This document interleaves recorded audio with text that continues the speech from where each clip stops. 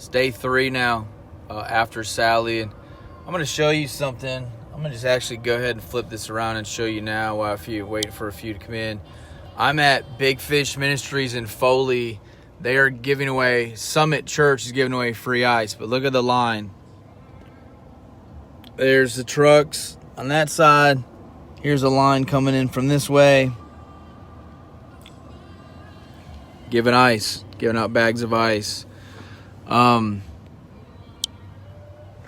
It is the last couple of days have been a pretty sobering experience, if you will. For me, being on this side, this is the first time I've been on this side. I moved down here from Hurricane Ivan. I saw the effects of Hurricane Ivan, and I think at Hurricane Dennis in 2007, I went through that, but that was nothing. It was nothing compared to this at all. And the really odd thing is we were just doing disaster relief in Lake Charles, Louisiana, a week before this hit. Like, we literally got home, I worked for a week, and then this storm started coming in. A storm that nobody expected to be a big deal. Everyone, all the forecasters were saying it was going to go to New Orleans area. It's just going to be a tropical storm, maybe a Category 1. And it was so much more. And now here we are 3 days later, and this is some of the biggest needs right now. Again, I want you to see, because it's 8:30 in the morning. They started at 8 o'clock, and there is a line on both sides of the parking lot to come in and get ice. And I think why this really hit me this morning is because just 2 weeks ago, I was on that side. I was the one handing out ice. And now I'm the one that needs ice, and so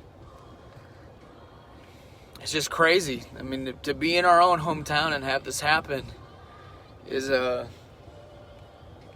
it's a little surreal this morning.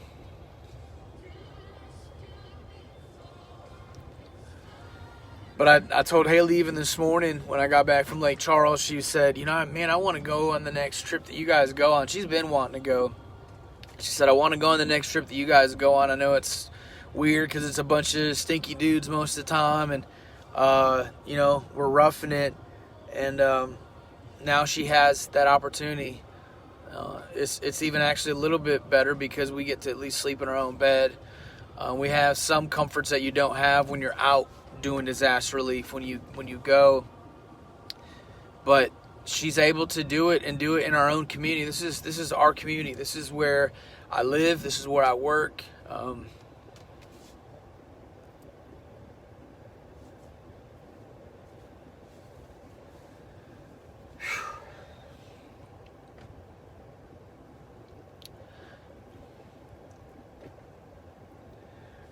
This is where a lot of people I love.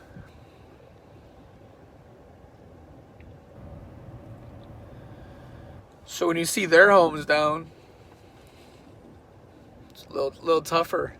Gosh. But I think more than anything, I just wanted you guys to know this morning that sometimes we're called to be a blessing, and sometimes we need a blessing. And both sides are needed. So it's okay, I know sometimes it's hard to ask for help. I'm that guy. Like, it's hard to ask people. I want to be able to do, and right now we need to be doing both. We need to be asking for help when we need it, and we need to be helping our neighbors. I just had some friends up in the Robertsdale area. The husband actually works for Baldwin EMC, and she made a post last night just kind of being realistic about the power, of how long it may take to come on, and how these guys they're busting their humps, to get the power back up. And man, let's just show grace. Man, let's show grace for people, because for the power companies, man, these guys are out here working nonstop, literally working around the clock to get the power up. And man, it's been 3 days. You know what I mean? There's places that Lake Charles didn't have power when we were there a week afterwards. We've been to Panama City where it was weeks. I think Mexico Beach was months, and we may not have gotten hit quite like them, but let's kind of take a deep breath and be patient, because when I see stuff like this, man, it blesses my socks off to see the community come together. And it's really just asking, what can you do, you know? I thank the Lord that physically I can get up on a roof, that I can, carry some logs, things like that. I'm thankful that I can physically still do those things. And I get if maybe someone can't, but you can do this. I mean, they got some ladies out here that look like cheerleaders when you first pull in. They're just full of energy, full of smiles, and full of joy, and that does something to you when you first pull in and get that. It's 8:30 in the morning, and I was trying to get my body to wake up this morning and get back at it. When you see someone full of energy like that in life, it helps. It helps about as much as a cup of coffee. And so, man, let's all just do our part. There's a lot that can be done. Even Haley and I were saying there's a few ladies that want to help today. Part of why I stopped to get about 5 bags of ice is we're going to get a ton of water and drive through some neighborhoods where people are out in the front yard and they're sweating. It might be some elderly people that they don't have help, so they're picking up shingles and fences and just debris. Man, you pull up and you throw them a cold bottle of water and just tell them you love them, tell them it's going to be okay, because it will.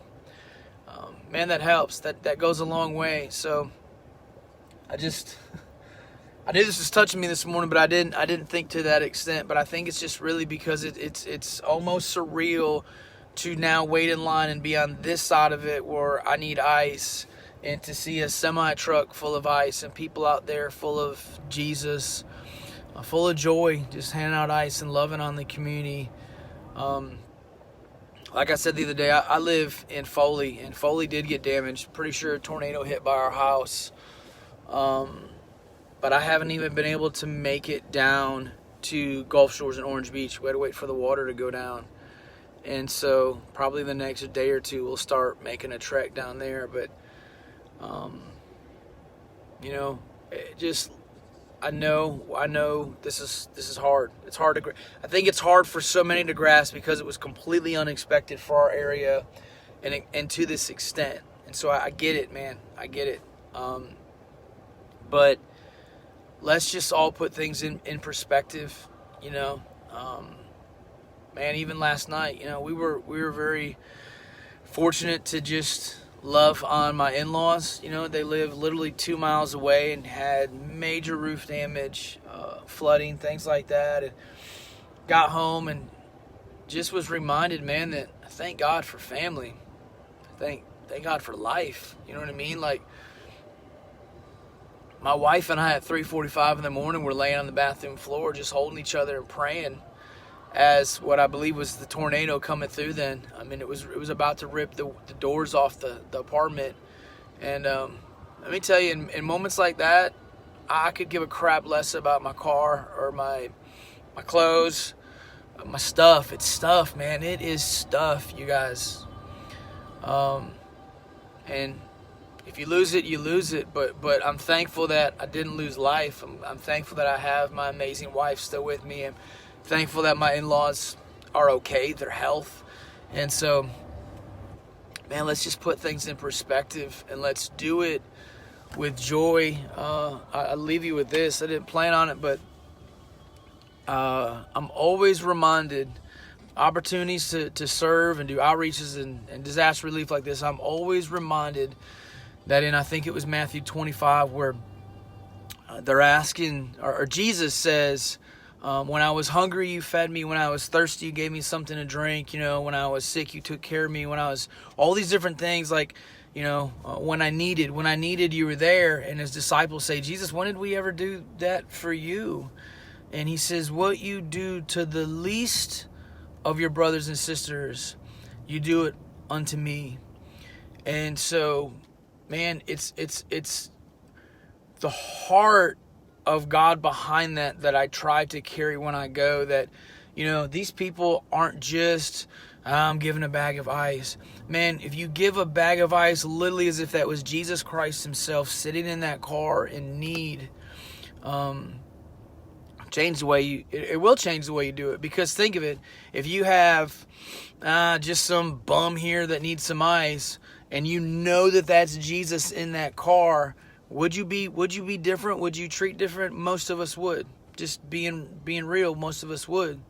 But if we look at every single person as if it is Jesus that we're serving, that is, it is Jesus that's in need, we would do it with excellence. We would do it to the best of our ability. We would do it with joy. And so, man, whether you're handing out a bottle of water to somebody, whether you're able to get on a roof, whether you're handing out ice, you're giving a warm meal, whatever we do, I literally tell myself all the time, do that for that person as if that was Jesus himself. When I get on roofs, man, I saw a crew yesterday, literally 5 dudes, jumped on a roof, huge tarp, pop, finished that thing in an hour. I mean, a huge steep roof.